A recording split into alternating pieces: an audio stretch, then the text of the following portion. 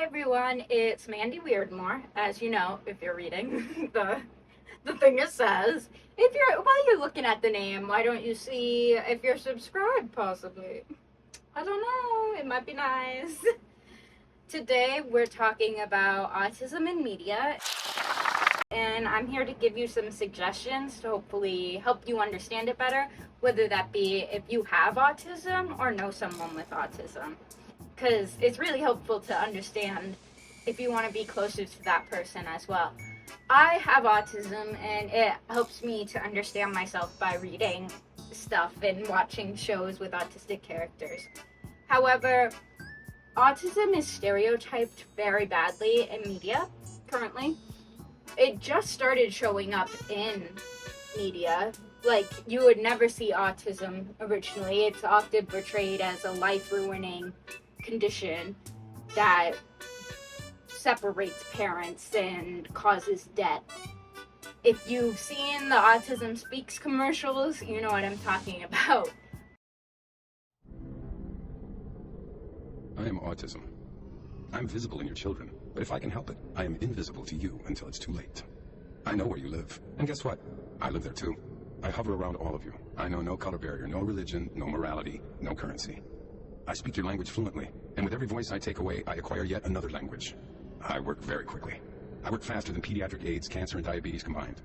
And if you are happily married, I will make sure that your marriage fails. Your money will fall into my hands, and I will bankrupt you for my own self-gain. I don't sleep, so I make sure you don't either. I will make it virtually impossible for your family to easily attend a temple, a birthday party, a public park, without a struggle, without embarrassment, without pain. You have no cure for me. Your scientists don't have the resources, and I relish their desperation. Your neighbors are happier to pretend that I don't exist.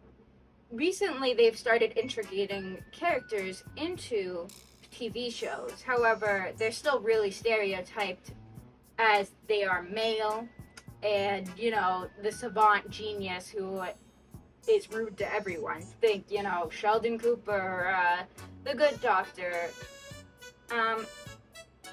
So those aren't that great representation, and they honestly kind of tick me off because as an autistic person, you can be a female. I know, shocking, am I right? You can also not be a genius because there are often a lot of learning disabilities with autism, and it's literally a developmental disorder. I have dyslexia, so it was really hard for me growing up to keep up with others, as well as I had speech issues, and people thought I had an accent, but that was just how bad I talked. They didn't understand me. So, yeah, it's not all, male savant geniuses. Autism is a spectrum, and each person struggles with their own thing. So, let me tell you about some actual good representation. So, starting off with Nonfiction. This one is my absolute no, actually, these two are both, they're kind of tied. First, we have Unmasking Autism, which I just recently read. It's by Devon, and he is a male, but I feel like he still understands autism very well, and it's not just his story. He interviews many, many people in this. So we have females, we have people of color, the statistics of that, because people of color and women are way less diagnosed, whether that be because of the healthcare system or stereotypes like we see on TV. So I think that's why it's so important that we show what autism can also look like. Yes, it can look like a boy who's a genius and doesn't know how to talk to people, but it can also look like a girl obsessed with normal things like cartoons and it flying under the radar, because this is personally me. I was obsessed with animation, and that was normal for a very long time because kids like cartoons.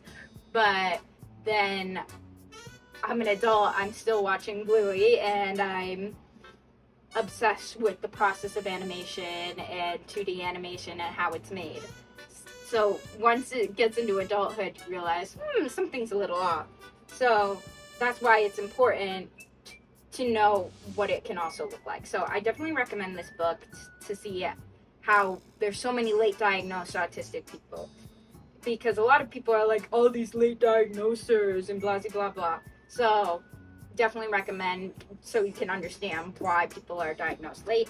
This is Different Not Less. This is by an Australian actress who I love, Chloe Hayden.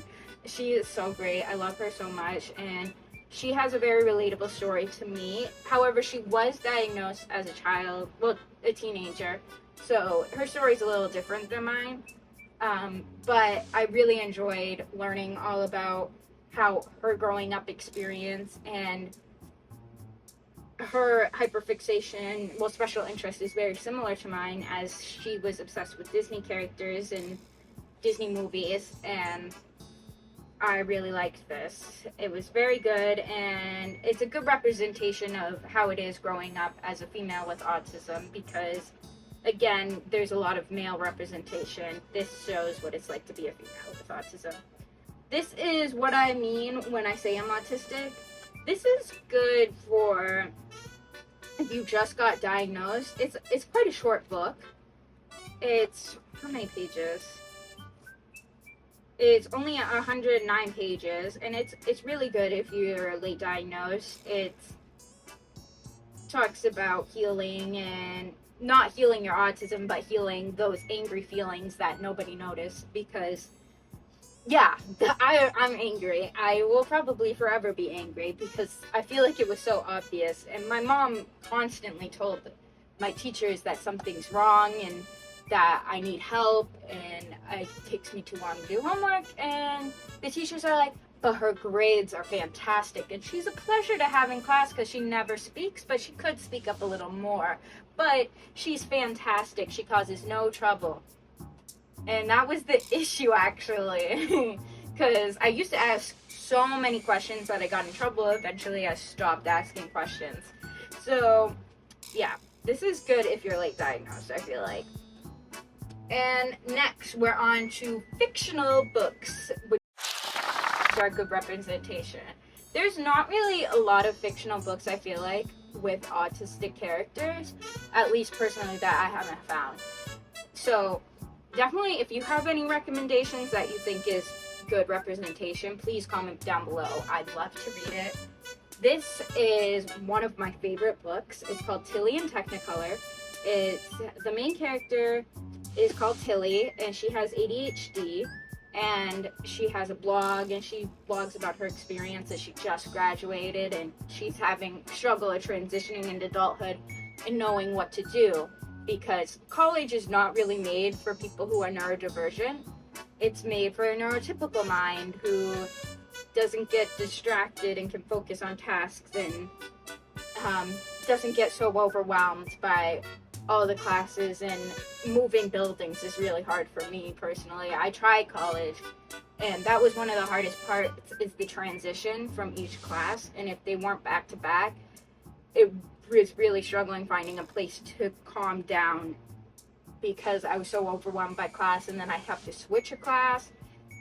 College is just really difficult if you're neurodivergent. So I feel like she talks about that struggle of why she doesn't want to do college, and I think that's really good.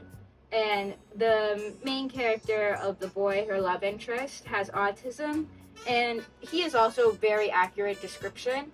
He isn't a savant, but he has a special interest in Pantone colors, which are the little paint swatches, and he knows them all off the top of his head. And that is kind of a stereotype, but that one's a little bit true. I mean, not everyone is like that with autism, but I don't think it's overplayed up like Sheldon Cooper or something. And there's a lot of relatable lines from both characters. I have ADHD and autism, so it was like, I felt like I was both the characters, but it's really good. I recommend it so much. Okay, and my next fiction book is, I personally haven't read, but I really want to. I love the TV show that it's based off the book, and it's so good, so I need to read the book. But I thought I'd give you a chance to like hear about it and recommend it to you. It's called Geek. It's on Netflix as well, but the book, I don't know about the book, but I really want to read it. It's about an autistic girl who is in fashion somehow. It's a crazy series of events. She ends up going on a class field trip, to see a fashion show, and then somehow ends up being found out as like, they're like, we discovered you. And she's like, how can I be discovered? I already exist. Perfect line.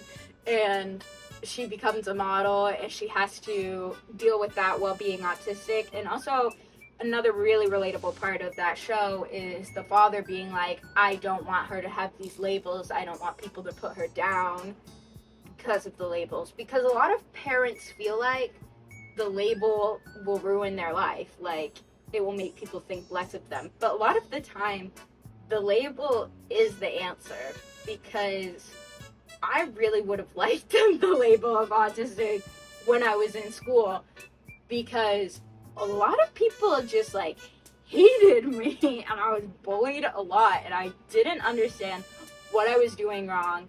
And a lot of people said I was prissy, or I thought I was above everyone else. And I really talk in a monotone voice. Sometimes, it depends.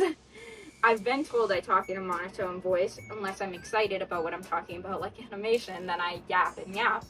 So, yeah, people thought I only cared about myself, and it made me feel like that. And I thought I was like the worst person in the world, and teachers thought I asked too many questions, then I stopped talking, then I got in trouble. It was a whole thing. And I was easily manipulated as well for doing other people's homework for them, and they said I was just helping them. I really wish I would have known. So the label is not a hindrance. It helps the person understand why they're like this, and maybe be more aware of how people will use them if they realize you're an easy target. So, yeah. Anyway, that was a little long tangent about my own life when I'm supposed to be talking about good representation. Hi, Socks. Did you come to join the video? Oh, welcome our special guest, Socks, to the channel. She's my service dog, but she's not currently working. She's eating. Yeah. So everybody say hi, Socks. Okay. So next we have the podcast that I recommend. First I have Boldly Me, which is actually by Chloe Hayden, who wrote this book. And it's very good. It's not just about neurodivergent people, it's also about people who are disabled and who have physical disabilities or invisible disabilities. And a lot of people who are neurodivergent have disabilities as well, because there's sort of an overlap. Like, autistic people are more likely to have Ehlers-Danlos, hi, that's what I have, or GI disorders, or rash disorders like eczema and stuff, so it's a lot more common. So I feel like Boldly Me is a good one, so you realize you're not alone. Another good podcast is 21 and Sensory. It's about being, an adult and knowing your sensory needs, and that's really helpful because I am actually 21 and I doesn't feel like it because I still live with my parents and I don't ever leave the house, and yeah, so it makes me feel less alone in that sense too, because we don't grow at the same pace as other people. It's a developmental disorder, so of course you're gonna be behind other people. They say the brain stops developing at age 25. That is not true for people who are autistic, and we'll eventually catch up to where neurotypical people are, but we'll be much more behind. And I'm not sure if that's just because as a society we're taught to interpret their emotions, so that's how we end up caught up. But yeah, I forgot where I was going anyway. But yeah, it's helpful to know that, yeah, we're a little behind everyone else, but we'll catch up and we're not alone. So yeah. And the next podcast is, this one's a smaller podcast. I was actually on this podcast. It's called Autism Stores, and I was on an episode for Ehlers-Danlos Awareness Month. So that's really cool. You should check it out. I'll link it below. But anyway, they have autistic creators on very frequently. It's always an autistic creator or writer or any type of creation, and they talk about their struggles and what autism means to them. And it's very interesting to know that a lot of autistic people are creators, and that's mainly how our brain works, is in a creative sense or a pattern sense. Since we're so good at detecting patterns, we also end up a lot in the creative field, or we also end up a lot in the engineering mathematical field, because we're so good at detecting patterns. Like, you'll see a lot of us are in computer, what am I looking for? Coding, computer coding. That was never for me. I am not that, but I'm good with the little details of art. And I was always good at art history, and yes. So it's very interesting seeing all the different career paths people with autism have. And my dog's leaning on my iPad, which does have the script. Well, not really the script, it just has all the things I want to talk about in the bullet points. And I just wanted that by me because I'm a very forgetful person. Anyway, we're on to our next category, which is Instagram. Because it doesn't all have to be books and movies, television shows to learn from. You can learn from personal lives too, like Instagram, like seeing daily lives. You don't see all the hardships you're dealing with on Instagram, of course. I'm not gonna record when I have a meltdown because a restaurant's too loud and post it on Instagram. There will be parents that do that type of stuff and film their child having a meltdown. I definitely don't agree with that. Filming your worst points, your child's worst points, and then worst moments, and then putting them online for everyone to see to shame them is actually one of the worst things I think a person could do. So definitely don't agree with that. But the Instagrams I'm recommending are not like that. They're not child Instagrams. They're for learning about autism. So I have 21 and Sensory, which is also the person who does podcasts. They do a lot of informational little pictures that you slide through. Very interesting. And Neurodivergent Lou is another one sort of like that, which has information slideshows. And there's a lot of text on it, but it's really helpful. And then lastly, I have Autistic Martian, which is kind of, it doesn't have like information about autism. It's actually a girl's life with autism.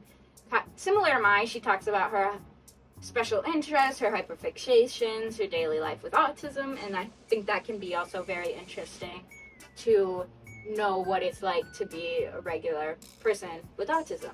So yeah, she's also an autism advocate. It's very good. And next we have TikTok. That's where I spend way too much time. Don't look at my screen time. Again, you shouldn't get all your information from TikTok, obviously, because it's not really a reliable source. If you want good information 24/7, books is where it's at. Unmasking Autism, it has the hard facts, and I definitely recommend that over TikTok. But if you just want some light scrolling and little tidbits, these are accounts I recommend. I recommend undercover.autistic, which is just another slideshow type of my life with autism advocate. And they're a high schooler currently. Well, actually, they're British. Are they British? I don't know. They're European. So I don't know if they're in high school per se, because I'm American. But so I'm kind of I don't know the correct thing, but it's her teenager life with autism going to school, and that's also very interesting because going to school with autism, very, very hard. And the next one I'll recommend is Sound of the Forest, which is an amazing artist who is on TikTok, and they specifically paint bugs, so that's a warning if you don't like bugs. don't go on there, because they own a bunch of families of bugs, and they paint them from still lifes, looking at the bugs. They're so good. And they're very relatable to me, because I am also an artist, and they're an adult, and they have high needs, and they kind of remind me of myself, and I really enjoy watching her. She's very good, and I like her stimming videos where she's dancing, because I look like that sometimes too. And her art is just so good. I am a little envious of her art, though my art is good too, don't get me wrong, but she is so talented. I want to get one of her pieces so bad. And okay, let's move on to the next category before I ramble any more about art. Whew. Sorry, socks, for the loud. Whew. Next we have TV shows. I already talked about this TV show before, which is Geek Girl, and that is the one where she becomes a model. It's very good. It's on Netflix. It's a very short series. It's only one season, and there's only a couple episodes. I binge watched it in an entire day. Very good. Next show is Heartbreak High, which is on Netflix. That's more of an adult catered show, because there's a lot of innuendos, but it takes place in high school. But it's got a lot of raunchy things. But there's a side character named Quinny, who I absolutely love. She's my favorite character, and she's also played by Hayden, who wrote this book. So that's very cool. It's an Australian show, but it's on Netflix. There's 2 seasons. This season I was really obsessed with, because she's learning to unmask, because she's masking in the first season to keep up with her friends, and it's really overwhelming for her. And it has a very accurate portrayal of meltdowns, like being in a restaurant where it's too loud. That's one of my main issues too. I actually use loop earbuds a lot, because restaurants are really loud, and there's too many people and there's chewing, and I'm really not a big fan of restaurants. But she goes to a new restaurant and has a meltdown afterwards, and that was in the first season, and it was a really accurate portrayal. But it's very good. Highly recommend. One of my favorite shows. And then the next show is Everything's Gonna Be Okay, and that's also an Australian show, which is on Hulu. And all the actors that play autistic people are autistic people, which is very cool, because sometimes they'll have people who aren't autistic playing autistic people, which is very upsetting. Especially, if you've seen Music by Sia, that is probably the worst representation I've ever seen. The colors in their own world. She has like this own world she escapes to in her head, which I feel like a lot of autistic people, yes, they can relate to that, being kind of in their head. But the world is so overwhelming. There's too many bright colors. There's flashing lights.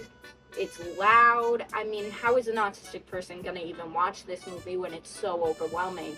And then the movements that they made this person do, we do not really move like that, and it was a hard watch. I didn't even watch the full movie. I've seen clips of it, and it's really not good. And not to mention that the person playing the autistic character is not even autistic themselves, so it just really feels like that they're making fun of autistic people. It's honestly what I recall high school being like, and someone making fun of me for the way I talk, or so many things. It felt eerily similar to someone making fun of you under the guise of, no, we're not making fun of you, we're just showing how you act so you know. Like Donald Trump, when he makes fun of the videographer who held his hands strangely, according to Trump, and then proceeded to make fun of him. So, yeah, definitely do not watch that movie. But everything's gonna be okay. Much, much better. I got on a little tangent of bad representation, I'm sorry.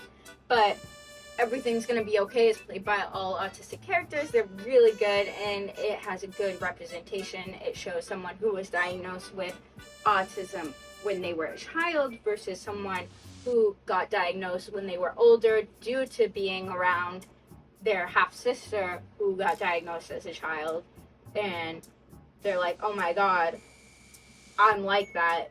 And they didn't even realize until their boyfriend realized that you're not caring about my feelings. And their boyfriend and them were always fighting, and it was about their autism, and neither of them really knew that. And I think that can be relatable as well, as if you're late diagnosed and it causing a lot of issues in relationships and you don't even know why you're like this, and you're like, I'm not trying to think of myself, I'm just telling you what I like, and I relate my experiences to your experiences so we have a relatable conversation. But that makes it seem like you're only talking about yourself, so that can be an issue when it comes to neurotypical people. So I think it has a good representation of that, and also has LGBTQ characters, which I love.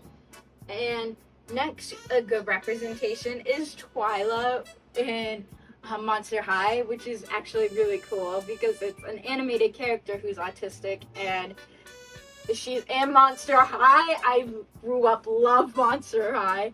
It's an animated series about monsters going to high school. Like, we have Frankie Stein, like Frankenstein, and so many others I can't think of off my head right now. But Twyla is autistic, and she's sensitive to noises, and she's cool. It's just so cool.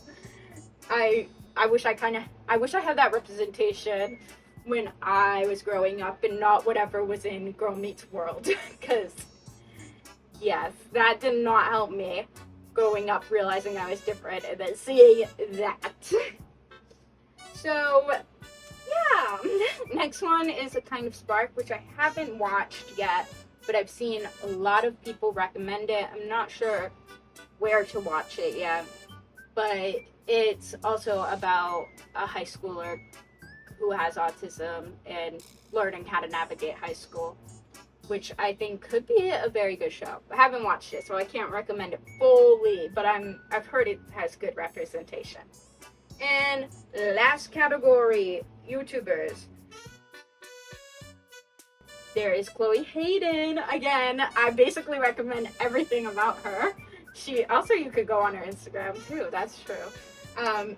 She also has a YouTube. Everything about her is so amazing. I mean, I would recommend everything about her. And then last YouTuber is I'm Autistic Now What? And they review a lot of autistic media as well as things going on in the autistic community right now. They go on Reddits where people call people fakers, which is awful, but they go on Reddits and they're like trying to see the neurotypical point of view. And I think that is really cool that they try to get all sides of the angle and keep up with the autistic community, and they can help you keep up with the autistic community. So they're a very good channel too. I'll link all this stuff I said below in the description, and I hope this helped you find more materials that you can relate to and not just stereotypes. If you can think of anything else that you'd like to recommend to fellow autistic people, comment them down below. I'd love to hear them. If I haven't heard of them, I'd be excited to watch them and read them, whatever it is. So please comment down below to share your knowledge. And if you like these types of videos about autism and animation and art, stick around and subscribe. Bye. Thank you so much for watching. Stay weird.